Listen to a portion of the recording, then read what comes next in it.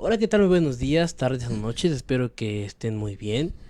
El día de hoy vamos a hablar sobre un tema introductorio hacia muchos otros que vamos a tener sobre sangre, ¿ok? Si bien vamos a revisar bastantes enfermedades de la sangre en una serie de videos, lo más importante es entender de dónde vienen y la fisiología también de la médula ósea, sobre todo. Es por ello que el tema introductorio se llama células sanguíneas y hematopoiesis. Dicho esto, vamos a comenzar. Bueno, lo primero que hay que saber y tener en cuenta es que la sangre es un tejido conjuntivo, ¿ok? Si bien tenemos en mente que un tejido conjuntivo es aquel que une de ciertas maneras muchos elementos, la sangre también une muchos elementos, pero más que nada lo que hace es que ayuda al transporte de sustancias, une a todo el organismo básicamente para que todos tengan los nutrientes necesarios. Si no tuviéramos sangre, bueno, básicamente lo que pasaría y lo que existiría es que habría muerte de todos los tejidos del organismo, porque la sangre es la que lleva su comida, básicamente. Entonces, podemos resumir que la sangre es un tejido conjuntivo que se especializa o que ayuda en el transporte de sustancias. Existen 5 litros de sangre por minuto aproximadamente en el organismo, obviamente depende del peso, de la altura, del tamaño, de lo que sea, pero bueno, en promedio vamos a decir que son 5 litros y contribuye al 7% del peso. ¿Ok? La sangre embriológicamente, ahorita vamos a hablar un poquito sobre ello y sobre la hematopoiesis, la médula ósea y todo lo que ocurre, tiene un origen del mesénquima, ¿ok? De células mesenquimales. Se compone de lo que es plasma, que el plasma es un líquido, y se compone de células, ¿ok? Los elementos formes como tal de la sangre, que es lo que vamos a ver el día de hoy, cómo se producen estos elementos. Ok, continuando, vamos a ver que la hematopoiesis, esta imagen que está aquí me gustó mucho porque es un resumen muy general, obviamente, de lo que ocurre, ¿no? En lo que es la sangre. Ahorita vamos a ver cómo es que esto se da. Bueno, primero que nada, ¿qué es la hematopoiesis?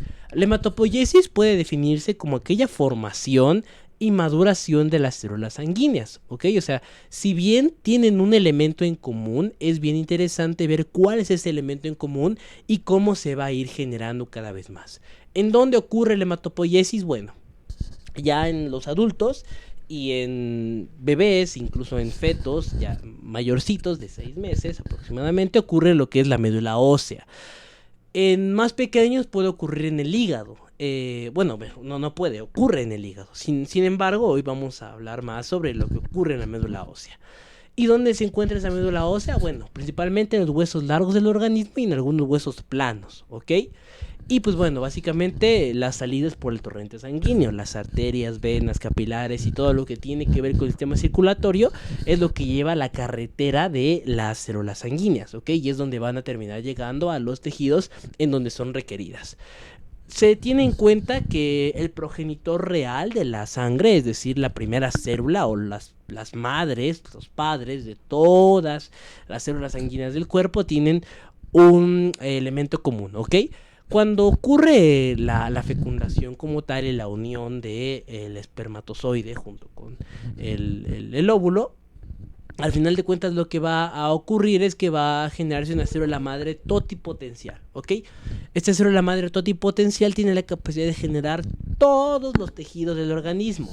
Conforme se va avanzando, conforme se van añadiendo más elementos, vamos a ver un poquito sobre citocinas, algunas quimiosinas, algunos factores de crecimiento y todo lo que rodea también al ambiente de la hematopoiesis, se van haciendo más específicas, ¿ok? Hasta que termina creando una célula madre hematopoyética pluripotente. ¿Qué quiere decir esto? Que es una célula madre que tiene la capacidad de dar todas las células sanguíneas, ¿ok?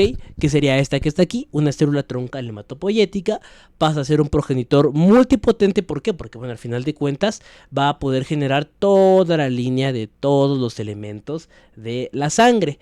Después se va a dividir en una célula con capacidad mieloide que va a dar prácticamente todas las células de sanguíneas, que mucho en las biometrías hemáticas, y una línea linfoide. ¿Ok? ¿Qué es la línea linfoide? Pues va a dar principalmente a los linfocitos, tanto T como B. La médula ósea, entonces vamos a definirla como la zona hematopoyética. Y vamos a ver un poquito más adelante cómo está constituida, pero de forma general les adelanto que es como un parénquima. Cuando hablamos de parénquima, hablamos de la unidad tisular del órgano, ¿ok? Por ejemplo, si hablamos de un parénquima de pulmón, es el tejido propio del pulmón. Parénquima hepático, tejido propio del hígado, ¿no? En este caso, en la médula ósea hay un parénquima, o sea, hay un tejido propio de células hematopoyéticas que están en la médula ósea y que, al igual que como en el páncreas, que se ven islotes, aquí también hay islotes de producción y se albergan en sinusoides, es decir, tienen una corriente circulatoria que va a permitir que salgan más fácil hacia el exterior y con ello, pues bueno, ya la distribución de las células sanguíneas sea la más adecuada. También tenemos en cuenta que la médula ósea es una zona vascular, ¿ok? Es muy importante reconocer esto porque además de que produce sangre, obviamente le llega sangre para su alimentación. Es un bucle. Si bien obviamente es la zona de producción, esta zona no puede quedarse sin aporte de nutrientes, necesita este aporte de nutrientes.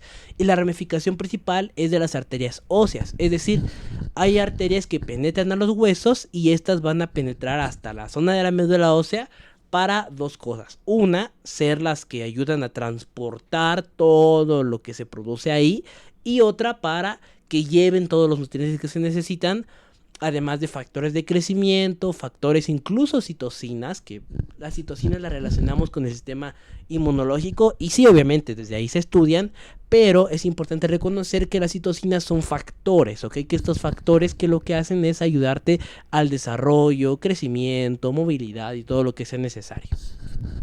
Hay un recubrimiento de pericitos, es decir, tejido, que lo que hace es esperar que forme una barrera, ¿ok? Imaginando que es esta línea blanca, ¿no? Que se ve aquí, es un montón de células que están pegaditas y lo que hacen es funcionar como un filtro para que las células que no estén morfológicamente adecuadas no pasen. ¿Por qué? Porque el organismo tiene muchas funciones básicas, incluso podríamos decir primitivas. Y de las más primitivas son la morfología. Obviamente más adelante, por ejemplo, los linfocitos cuando se exponen al timo y su maduración, los linfocitos T, siendo muy específicos, se les añaden ciertos factores. Si estos son reactivos, es decir, si reaccionan a estos factores propios del organismo, se considera que son linfocitos autoinmunes y por lo tanto se eliminan. En este caso es mucho más complejo en el timo, ¿no? Porque pues estás añadiendo como una sustancia. En este caso es únicamente la forma. Si la forma no es adecuada, no pasan por las uniones endoteliales de las células de la médula ósea. Como les digo, salen al tejido periférico y bueno, se libera la médula ósea roja. Es importante reconocer esto porque existen dos tipos de médula ósea, la roja y la amarilla. La amarilla es más tejido adiposo que está dentro del microambiente de la médula ósea. Sin embargo, se ha visto que en situaciones extremas lo que ocurre es que se cambia, ¿no? O sea, hay un cambio de médula ósea amarilla a médula ósea roja para que se haga una producción de células sanguíneas, que es muy interesante ese procedimiento. Entonces, comenzando con todo, vamos a decir que existen células troncales hematopoyéticas. ¿Qué quiere decir esto? Pues que son células tronco, es decir, células iniciales, células básicas, que de ahí parten todas las demás. Son principales células y procesos reguladores de la hematopoiesis que tienen que ver con factores de inducción, factores de desarrollo, diferenciación y crecimiento, ¿ok? O sea, inducción quiere decir que van a iniciar con el crecimiento. Por ejemplo, tengo una célula A. A esta célula A yo le añado una citosina y se convierte en una célula A1 y A2, ¿ok? Como ya se indujo este crecimiento, se empieza a desarrollar y esta célula A1, bueno, va a empezar a diferenciarse poco a poquito en línea, no sé, va a irse hacia un basófilo y esta otra va a irse hacia un eritrocito y así se van a ir yendo todas las células sanguíneas, ¿no? Para que terminen creciendo y bueno, desarrollándose al final de cuentas en células maduras. Entonces la célula troncal va a ser la población celular de la médula ósea que se encarga de todas las células, ¿ok? Y bueno, tiene tres características principales. Es multipotencial, es autorrenovable y es proliferativa. ¿Qué quiere decir esto?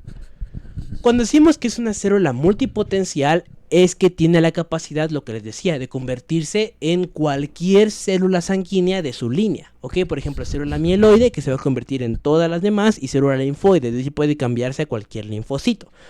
Obviamente con el paso del tiempo se va haciendo más específica y pues bueno, ya la línea de linfocitos T es la línea de linfocitos T, la de linfocitos B va a ser la línea específica de linfocitos B, etcétera, ¿no? Pero en un estadio muy inicial, pues puede ser de cualquier línea, ¿no? Es autorrenovable, o sea que con el paso del tiempo van a ir saliendo más células madre, más células madre. Esto teniendo en cuenta muchos procesos, ¿no? No es lo mismo que sea en un paciente que tenga una anemia, por ejemplo, que tenga un estado de inmunosupresión, que tenga diabetes, que tenga alguna patología cardíaca, o sea, cualquier tipo de situaciones que alteren directamente la producción, incluso una patología renal, que vamos a ver más adelante porque es muy importante el riñón, pues bueno, esta sería la condición y proliferativa, ¿no? Porque constantemente va desarrollándose, va creciendo y pues bueno, va aumentando. La base provienen de células formadoras de colonias, ¿ok? Es muy interesante cuando veamos un poquito más adelante imágenes que se abrevia como UFC, ¿no? O sea, unidad formadora de colonia, como cuando vemos bacterias, en este caso son células sanguíneas que también progresan o provienen de ellas, ¿no? Tiene una sensibilidad específica al ambiente. ¿Qué quiere decir esto? Lo que les decía, ¿no? Citocinas específicas alteran su crecimiento y su desarrollo y por lo tanto la línea de diferenciación final. Hay marcadores como CD34 que dictan el estado. Por ejemplo, si vemos un marcador, está hablando más de técnicas como inmunohistoquímica, para que nosotros veamos a una célula sanguínea. Si muestra cierto marcador, quiere decir que está en un estadio todavía de maduración. Si muestra otro marcador, quiere decir que está en un estadio mucho más avanzado, ¿ok?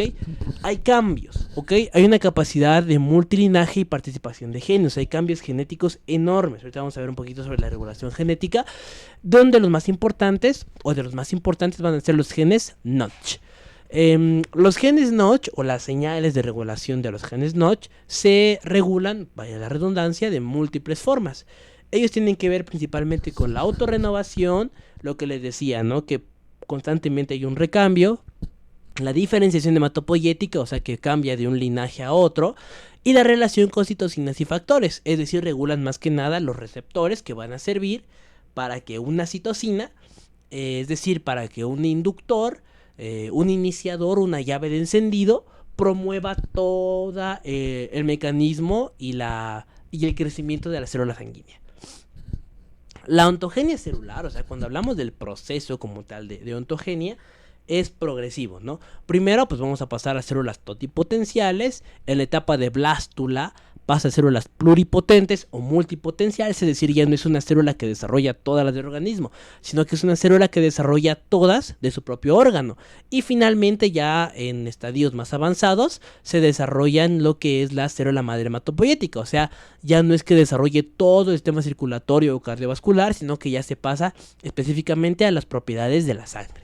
Y la célula, propiamente la célula madre hematopoyética, va a derivar de una célula previa que se llama hemangioblasto, que pues tiene una jerarquía sostenida desde el mesodermo. Estos hemangioblastos son bien interesantes porque también tienen que ver de forma directa con el desarrollo de las arterias. Ya vamos a ver cuando veamos el video del desarrollo del corazón, cómo es que estos hemangioblastos participan en la inducción de lo que son las arterias. Esto es lo que les decía.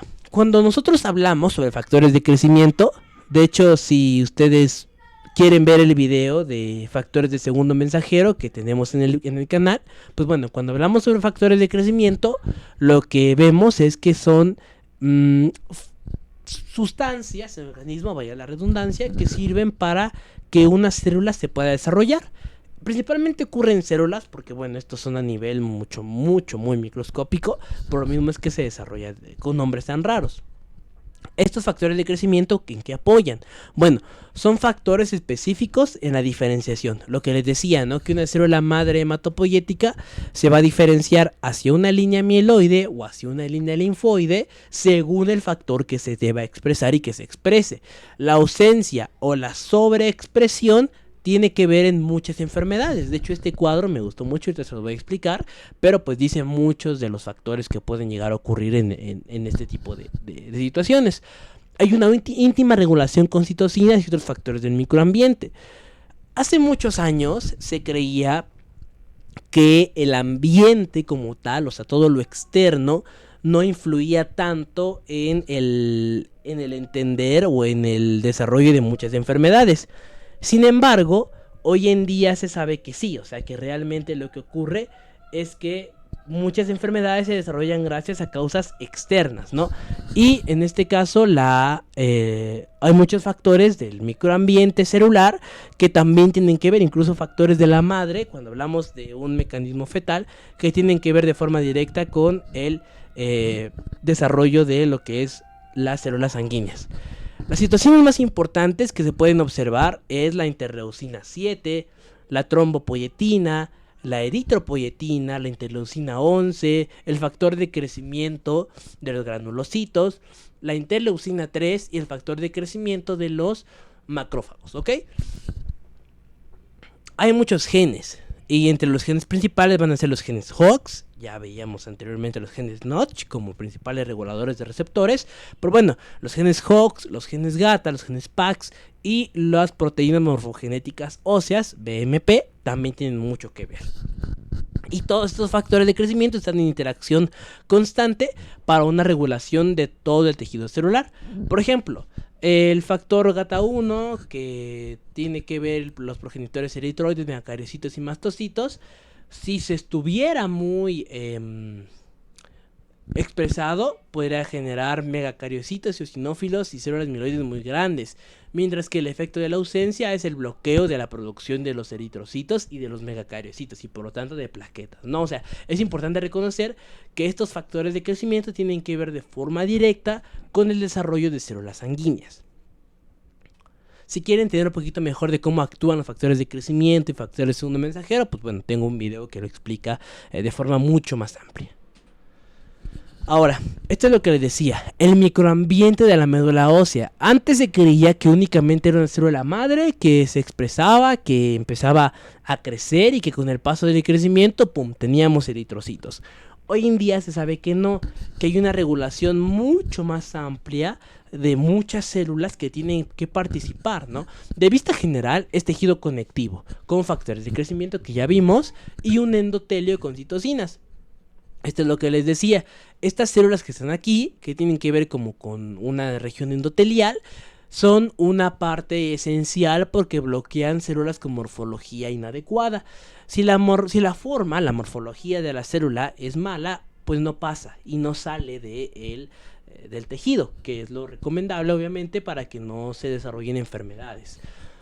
Hay íntima regulación pues para el futuro, ¿no? Obviamente es un desarrollo constante en todo el tiempo. Hay muchas células vasculares de lo que es la médula ósea y estos se desarrollan en sinusoides. Si se dan cuenta, todas estas estructuras que están aquí son como pequeñas islas que se comunican entre sí. Entonces, un sinusoide sería esta isla que se va a empezar a comunicar para terminar dejando por todo el tejido circulatorio a las células que van a salir del tejido. El endotelio es una red de filtrado, como les estaba diciendo.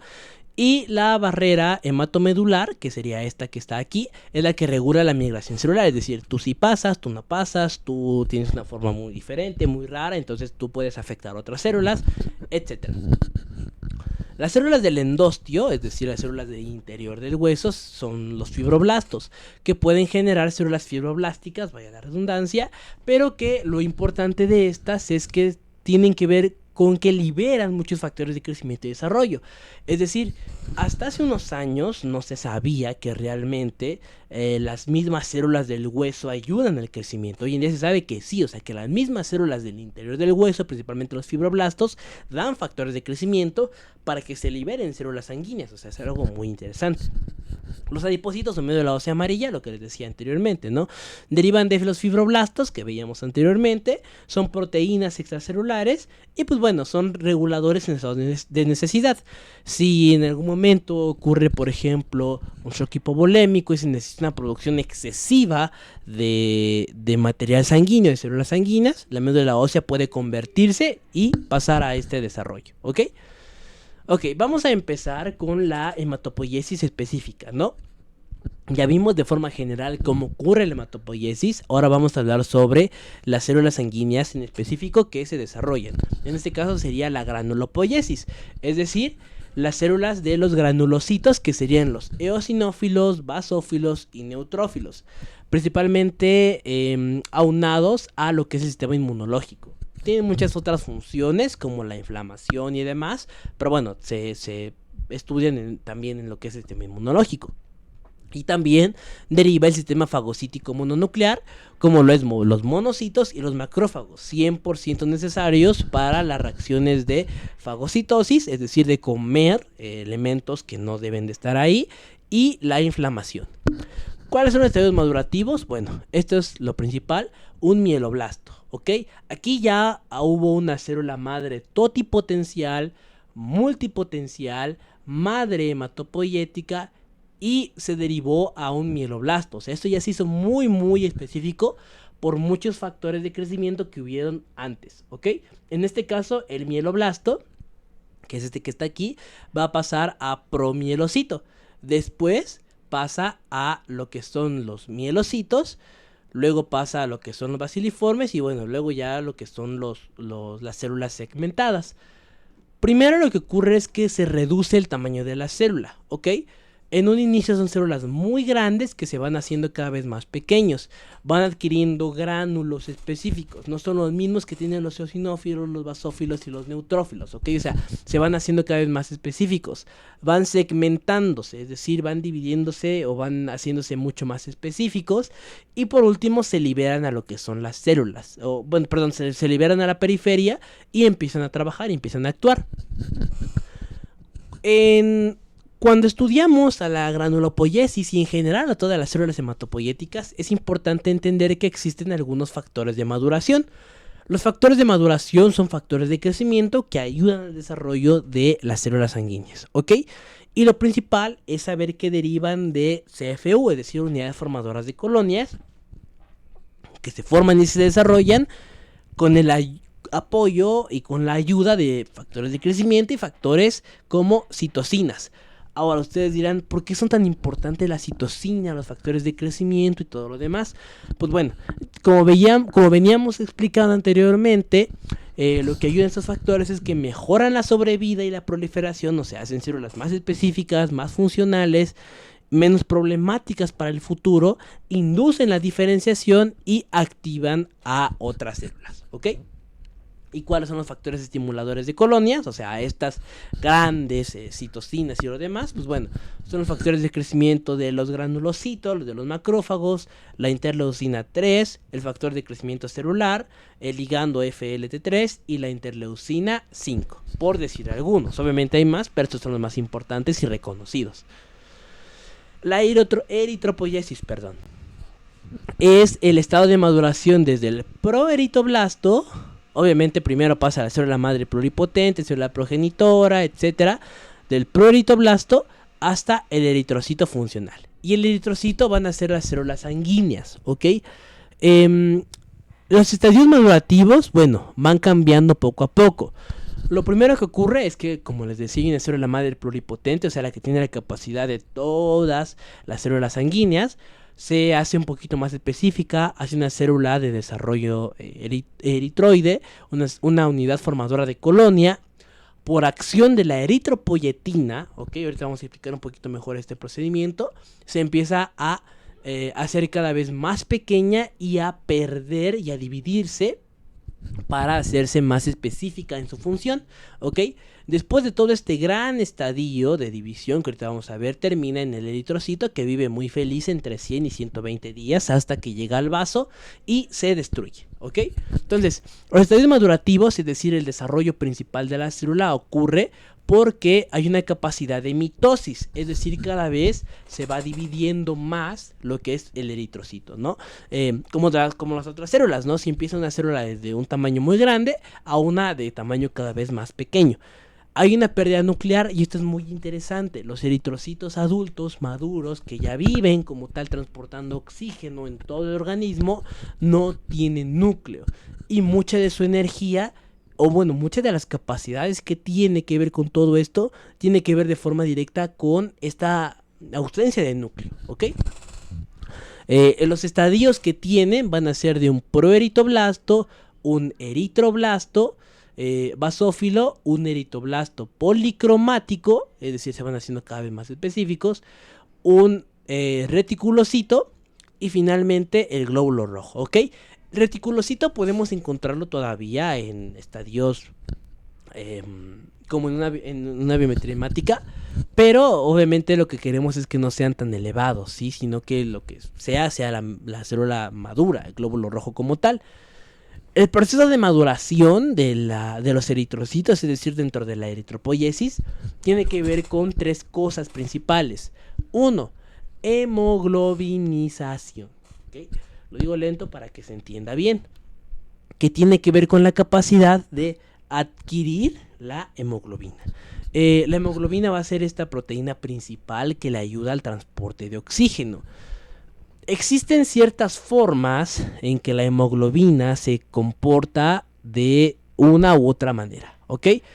Por ejemplo, cuando hablamos de hemoglobina glucosilada o glicosilada, lo que ocurre principalmente, que es, abro paréntesis, para el diagnóstico, actualmente la ADA 2024 lo recomienda como elemento principal para el diagnóstico de diabetes, pero puede elevarse en otras enfermedades, ¿no?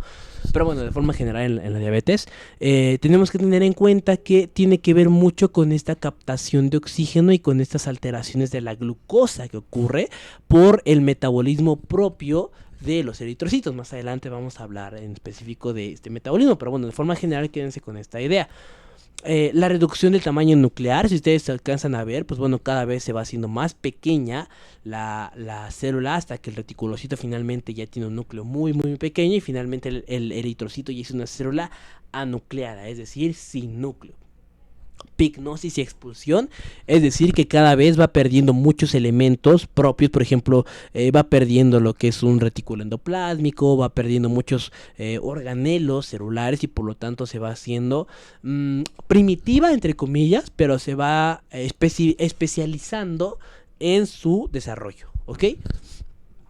Y la eritropoyetina, que es esta proteína principal que va a promover el desarrollo de los eritrocitos, es estimulada por estadios de hipoxia, más que nada porque sirve para la fijación del oxígeno para el transporte, es de producción renal, por eso es que les decía que en estadios de insuficiencias o de problemas renales puede llegar a promover o a provocar un desarrollo, una alteración en lo que es la hematopoiesis en general, principalmente de los eritrocitos, y es codificada por el cromosoma 7. Su gen promotor es Enhancer 3 y HIF1 o 1, ¿ok? Si lo queremos ver desde ese punto. La megacariopoiesis, es decir, la regulación y el crecimiento de las plaquetas. Es el proceso de formación de los megacariocitos que van a terminar en las plaquetas, ¿ok? En este pasa algo muy interesante. Mientras que en los anteriores dos, como la granulopoiesis y la eritropoiesis, se desarrolla una célula cada vez más pequeña, en este es una célula cada vez más grande, ¿ok? Que al final se va a romper para liberar a las plaquetas, que las plaquetas tienen toda la función de las cascadas de coagulación y de todo este fenómeno que tiene que ver con ello. ¿Cuáles son los estadios madurativos en la megacariopoiesis? Bueno, son la poliploidía, o sea que empieza a hacerse cada vez más grande, el gigantismo nuclear, es decir, el núcleo se va haciendo cada vez más grande, y la acidificación del citoplasma, para la adquisición de muchos factores. Los precursores de los megacariocitos van a ser la unidad básica, que sería estimulada por la interleucina 1, 3 y la trombopoyetina, ¿ok? Que sería esta que está aquí. La unidad formadora de colonias, que es esta que está aquí, que ya fue estimulada anteriormente. Y LDCFUMK, que básicamente esto quiere decir que es una unidad formadora, pero mucho más específica y es una de las células progenitoras, ¿ok? Aproximadamente los megacariocitos tardan 10 días en su desarrollo. Y los estadios que tienen van a ser desde megacarioblasto, promegacariocito, megacariocito granular, el megacariocito maduro y finalmente la liberación entre 1000 y 5000 plaquetas por cada megacariocito maduro. O sea, es enorme la cantidad de plaquetas que existen en el organismo. Hay varias citocinas que participan, de hecho en esta imagen se las dejé, por ejemplo interleucina 1, interleucina 3 que ya platicábamos aquí, pero también la interleucina 6, interleucina 11 y la trombopoyetina, que es muy importante para la inducción de los megacariocitos. ¿Cómo se regulan? Bueno, de forma principal se regulan por muchas citocinas, como ya veíamos anteriormente, la trombopoyetina tanto del hígado como del riñón. Y de hecho es bien interesante porque la trombopoyetina se parece en un 75% a la eritropoyetina. Sin embargo, con ese único 25% que ocurre de cambio, que se desarrolla del cromosoma 3, es que una puede estimular a lo que son plaquetas y otra a eritrocitos. Y bueno, ya para terminar, la trombopoyetina se une a un receptor. El receptor es CMPL, que bueno, va a terminar de madurar a la célula base, la célula unidad formadora de colonia. Y finalmente, pues bueno, se desarrolla el estadio de megacariocitos y las plaquetas. Y bueno, pues muchas gracias por ver el video. La verdad es que es un tema bastante amplio. Y pues bueno, intenté resumirles todo lo que pude en este video. Así que gracias por ver. Ya saben que si les gustó pueden suscribirse, dar a like, compartirlo, dejar un comentario. Y bueno, si gustan pueden ver todos los otros videos del canal. Así que muchas gracias y hasta la próxima.